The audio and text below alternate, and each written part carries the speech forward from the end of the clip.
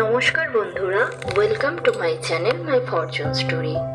আশা করছি আপনারা সবাই ভালো আছেন। ফিরলাম নতুন ভিডিও নিয়ে। ভিডিওটি সম্পূর্ণ দেখার অনুরোধ রইল। আর ভিডিওটি দেখে যদি ভালো লাগে তাহলে প্লিজ একটা লাইক করে দেবেন, আর যদি মন চায় তাহলে সাবস্ক্রাইব করে নেবেন।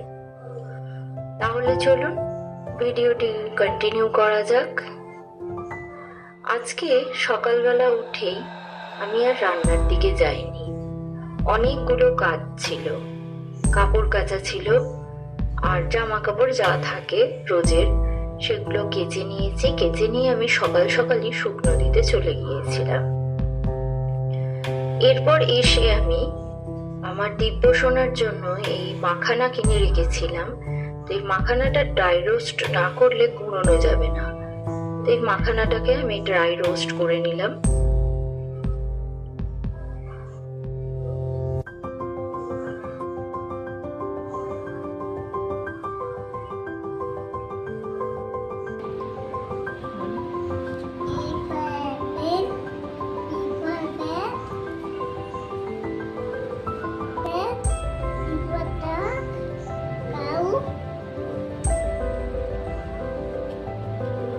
E for page উল্টাও,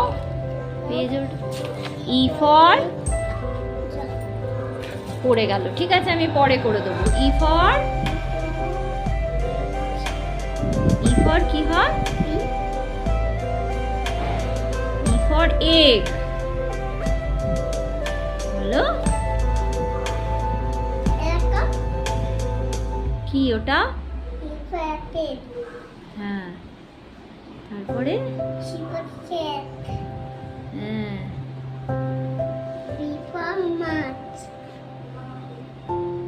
তারপরে দিব্যকে একটু পড়িয়ে নেবার পর আমাদের বাড়িতে এলো অনেকগুলো ছেলে। উদ্দেশ্য কি না কাঁঠাল পাড়া। তো বাইরে বেরিয়ে একটু কাঁঠাল পাড়া দেখছিলাম, ওরা কিভাবে কাঁঠাল পাড়ে। তো দেখলাম কাঁঠাল পাড়ার পরে একটা ডালও ওরা কেটে দিল, কারণ এই ডালটা প্রতিবেশীর বাড়িতে গিয়ে খুবই ডিস্টার্ব করছিল। তো এই ডালটার জন্য ওদের বাড়ির মানে সাইডটা আর কি, যে সাইডে ডালটা ছিল ওদের ওই সাইডটা খুব ঠান্ডাও ছিল, কিন্তু তাও সেটা তো ড্যামেজ করে দিতে পারে, তাই জন্য কেটে দেওয়া হলো। বেশ কয়েকটা ওরা কাঁঠাল পেরে নিয়ে গেল। বেশ কয়েকটা বলবো কেন, কয়েকটা কাঁঠাল রেখে পুরোটাই ওরা কেটে নিয়ে চলে গেল। এরপরে এই যে বিশাল রোদ উঠেছে, কে বলবে এটা বর্ষাকাল? এই বর্ষাকালেও প্রচন্ড রোদ উঠেছে। আমি দিব্যকে নিয়ে হাঁটতে শুরু করলাম। হেঁটে হেঁটে ঝিলের পাশে এসে দেখলাম খুব ভালো লাগছে। এখান থেকে চলে গেলাম। এবার সোজা চলে গেলাম, আমার গন্তব্যস্থল হলো আমার শ্বশুর বাড়ি।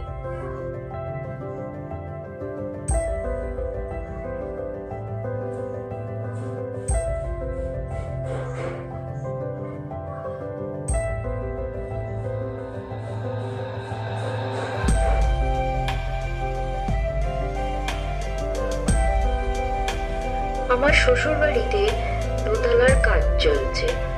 দোতলার কাজটা দেখলাম কত দূর এগিয়েছে।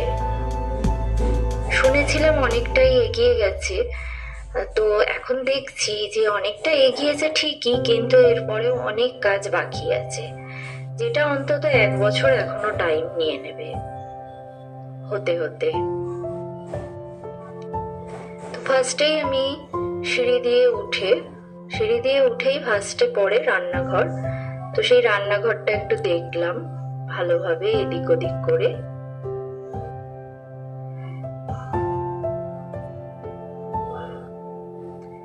রান্নাঘরের পাশেই দুটো পরপর বাথরুম করা হয়েছে। তো বাথরুমটাও একটু দেখে নিলাম কিরকম হয়েছে। দেখলাম না যথেষ্ট পরিমাণে বাথরুমে রোদ আসছে। বাথরুমে যদি ঠিকঠাক ভাবে রোদ আলো হাওয়া না আসে তো সেই বাথরুমটা ভীষণ গন্ধ এবং নোংরা হয়। তো এখনই দেখার সময়, এখন দেখে নিলাম, দেখলাম না ঠিকঠাকই রোদ টোদ আসছে।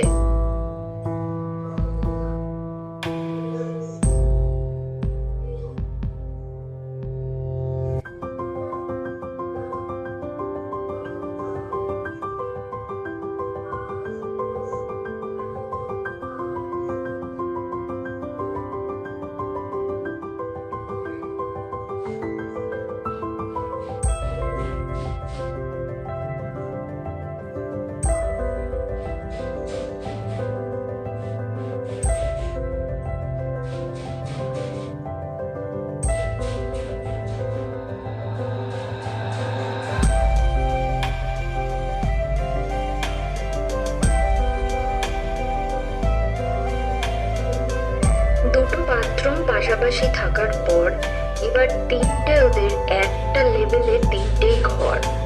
তো নিচে যে পজিশনে ঘর, উপরেও তো সেই পজিশনেই ঘর করতে হবে। আর এই ঘরের দেওয়ালগুলো তোলাই ছিল, ছাদ ঢালাই করে তারপরে আবার নতুন করে সব করা হয়েছে। তো মাঝের ঘর আর এটা লাস্ট ঘর, আর ফার্স্টেরটা বাথরুমের পাশেই একটা ঘর, তারপরে মাঝের ঘর আর এটা লাস্ট ঘর। তিনটে ঘরের কালারটা কেমন হয়েছে আর দেখতে কেমন লাগছে আমি শুধু দেখলাম। ফ্লোরে টাইলসও বেছানো হয়ে গেছে। ব্যালকনিটা দেখলাম, ব্যালকনির কালার কম্বিনেশনটা কেমন লাগছে। এখন এইরকম লাগছে, কিন্তু এই গ্রিন কালারটা দিয়ে আমার মোটেও ভালো লাগেনি। কিন্তু আমার মতে তো কিছু হয়নি, আর আমি যখন কালারটা দিয়ে যে আমি ছিলামও না, সেই জন্য আর আমার কিছু করারও নেই, জাস্ট দেখা ছাড়া আর আমার কোনো উপায় নেই, কারণ আমার মতে কিছুই হয়নি।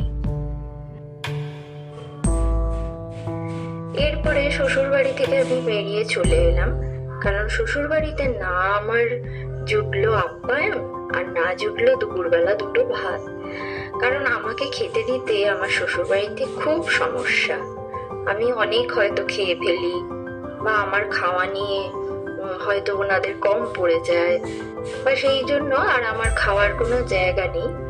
তা আমি ভাবলাম কোথায় যাব এখন, আমি তো বাড়িতে গিয়ে রান্না করে নিজে খেতে পারবো, আমার ছোট বাচ্চা নিয়ে সেই সময়টা তো আমার নেই। তো একমাত্র একটাই জায়গা আছে, মা শারদার বাড়ির মতো আমার ছোটদির বাড়ি।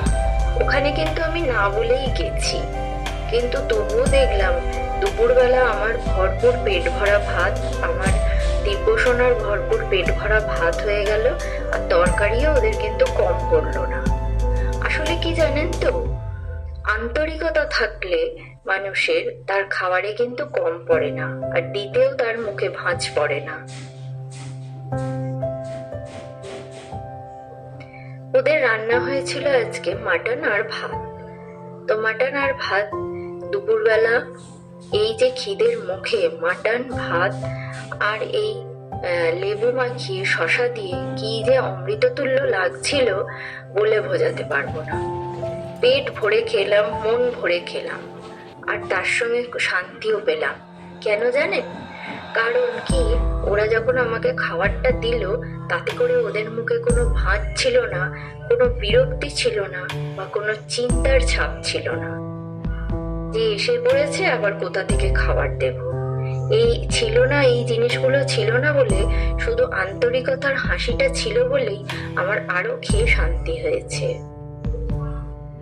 দেখুন, দিদি তো আমার নিজের, সে হয়তো কোনোভাবে যাই হোক নিজেরটা ছেড়ে দিয়েও আমায় খেতে দিতে পারতো, কিন্তু সোমনাথদা, সেই সোমনাথদাই নিজে আন্তরিকতার সাথে ডাকে খেতে বলে।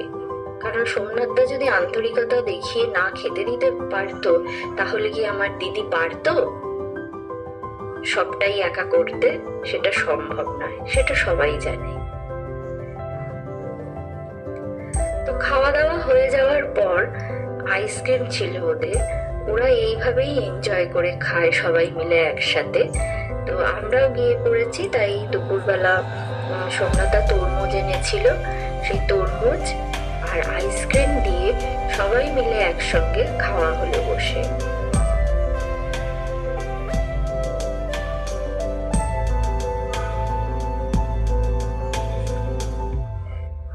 এর মধ্যে একটু হাসাহাসিও হয়ে গেল, কারণ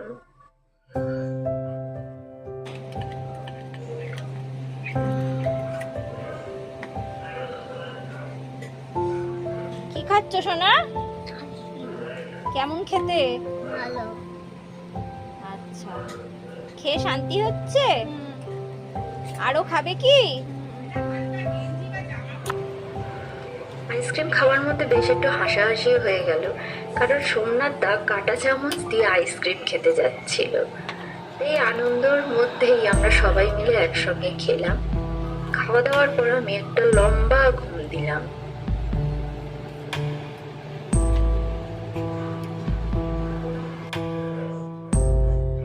সন্ধ্যেবেলা আমি আমার হাজবেন্ডকে বলাই ছিল আগে থেকে, সন্ধ্যেবেলা ফোন করলাম, তো বাটার মোড়ে চলে এলো। আজকের উদ্দেশ্য কি জানেন? আমাদের অ্যানিভার্সারি হয়ে গেছে অনেকদিন আগেই, কিন্তু সেই ঘোরাটা হয়। আসলে ও যদি বাড়িতে থাকে, মানে আমি যদি ওর বাড়িতে থাকতাম, আর ও তো ওর বাড়িতে থাকেই অবশ্যই, আমি যদি ওর বাড়িতে থাকতাম, তো ওই অ্যানিভার্সারির দিনটা দুজনে যেরকম একসাথে হাজব্যান্ড ওয়াইফ বেড়াতে যায়, আনন্দ করে, ঘুরতে যায়, সেটা কিন্তু হতো না। কারণ ওর মা যেতে দিত না, বেরোতে দিত না আমাদের। তো আমি যখন ওকে বললাম যে আজকে কি বেরোবে, তো হ্যাঁ বললো। বললে ও এলো বাটার মোড়ে। তো ওখান থেকে আমরা বাটা গঙ্গায় গিয়েছিলাম, কিন্তু জানেনই তো সবাই বাটা গঙ্গায় সেরকম কিছু দেখার নেই। তাই জন্য একটু দাঁড়িয়ে ঘুরে ফিরে আবার আমরা চলে এলাম।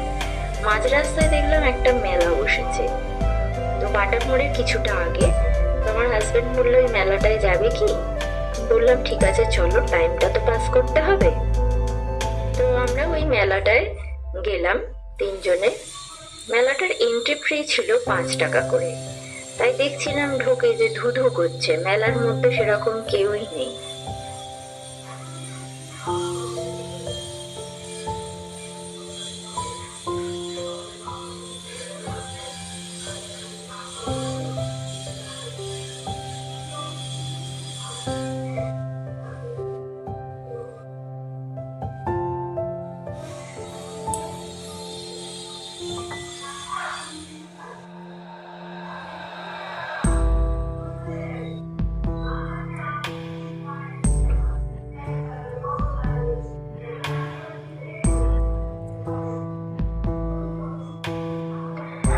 মেলায় যেরকম 8-5টা মেলায় যেরকম স্বাভাবিক জিনিসপত্র বিক্রি হয়, সেই সব সবই একরকম জিনিস পাওয়া যাচ্ছে এই মেলাতে।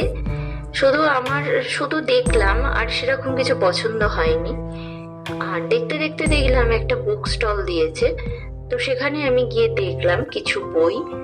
তো যিনি বই বিক্রেতা তিনি তো এটা নিন ওটা নিন করে অনেক কিছুই দিতে চাইছিল, কিন্তু আমি সেরকম ভাবে নিইনি। এই যে পকেট বুকটা, এতে ভেজিটেবলস এর নেম, তারপরে অ্যানিমেলস অ্যান্ড তার বেবির নেম, এইরকম বইগুলো আমি দেখছিলাম যে দিব্যর জন্য যদি এই বইগুলো নেওয়া যায়, ও ছবি দেখে দেখে শিখবে, ছোট ছোট বই, ওর খুব আনন্দও লাগবে।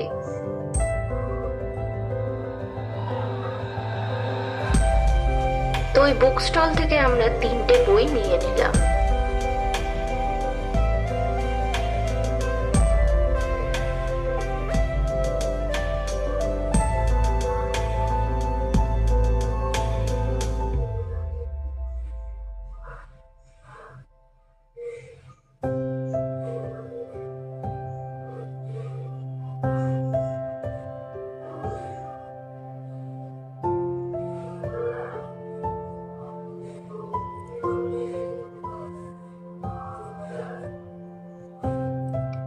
এরপরে মেলাটা পুরো ঘুরে দেখলাম।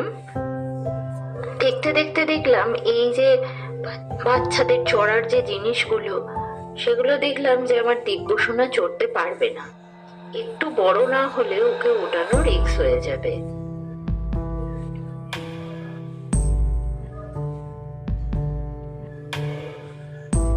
মেলা দেখতে দেখতে আমরা সব স্টলগুলো ঘুরলাম। ঘুরে দেখলাম যে এই ছোটদের অ্যালফাবেট গুলো পাওয়া যাচ্ছিল। এইগুলো দেখে আমি দেখলাম এগুলো তো নেওয়া যায়, খেলার মাধ্যমে ওকে পড়ানো যাবে। আর এগুলো আমার বাড়িতে নেই, ও আগে কিনিও নি। তাই এই কয়েকটা অ্যালফাবেট, অওয়া, এগুলো সব কিনে নিলাম। কিনে নিয়ে বেরোবার মুখে দেখলাম একটা ফার্নিচারের স্টল দিয়েছে। তো সেই ফার্নিচারের দোকানটার ভেতর আমরা একটু ঢুকলাম। ঢুকে দেখলাম নতুন নতুন ডিজাইন ড্রেসিং টেবিল, খাট, মানে যে সমস্ত ফার্নিচার গুলো আছে, ফার্নিচার গুলো দেখে বেশ আমার খুব পছন্দই হলো, ভালোও লাগলো। তো দেখে এবার আমরা বেরোবার সিদ্ধান্ত নিলাম, কারণ তখন অলরেডি 8:30 বেজে গিয়েছিল, আমাদের বাড়িতে আসতে অনেকটা টাইম লাগবে। তাই জন্য আমরা মেলা থেকে বেরিয়ে এলাম। বেরিয়ে এসে আমরা বাটা মোড়ে চলে এলাম। আবার এসে খুব গরম লাগছিল বলে আমি আইসক্রিম খাওয়ার সিদ্ধান্ত নিলাম।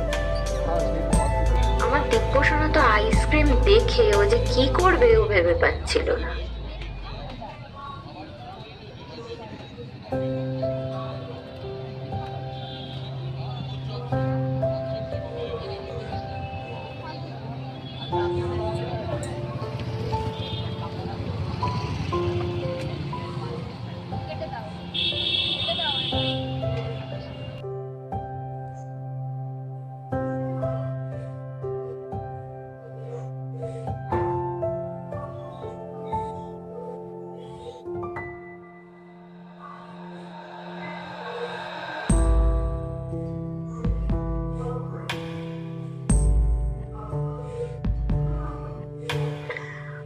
আইসক্রিম খাওয়া শেষ হয়ে যেতেই বাটার মনে যে মঞ্জুনিসের দোকানটা আছে সেই দোকানে আমরা ঢুকলাম পেস্ট্রি নেওয়ার জন্য।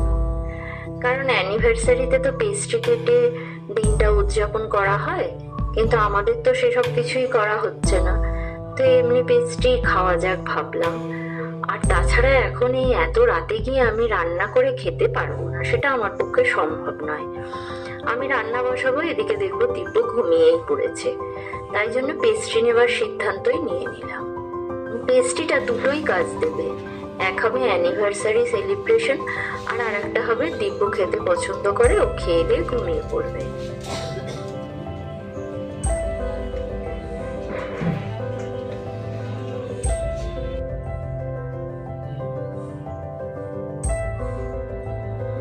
পেস্ট্রি নিয়ে আমরা সোজা বাড়ি চলে এলাম। বাড়িতে আসতে অনেকটাই টাইম লেগেছিল, প্রায় 10টা বেজে গিয়েছিল। এবার বাড়িতে এসে আর আমার হাজব্যান্ড বসতে চাইছিল না, কিন্তু আমি বললাম একটু বসো। বসতে আমি ওকে পেস্ট্রি দিয়ে দিলাম একটা, কারণ আজকে যখন সেলিব্রেশন হবেই তখন তো ওকে ছাড়া হবে না, সম্ভব নয়। তো ওকে আমি পেস্ট্রি দিলাম, ও কোনো রকমে পেস্ট্রিটা খেয়েই বেরিয়ে গেল।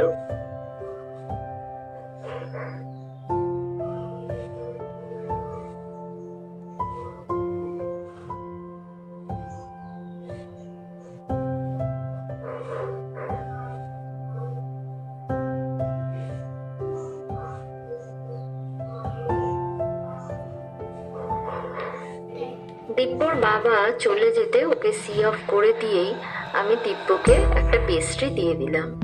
ও নিজে হাতে খাবে বায়না করছিল, নিজে হাতেই আমি ওকে দিলাম খেতে। ও তো নিজে হাতে খুব আনন্দ করেই খাচ্ছিল।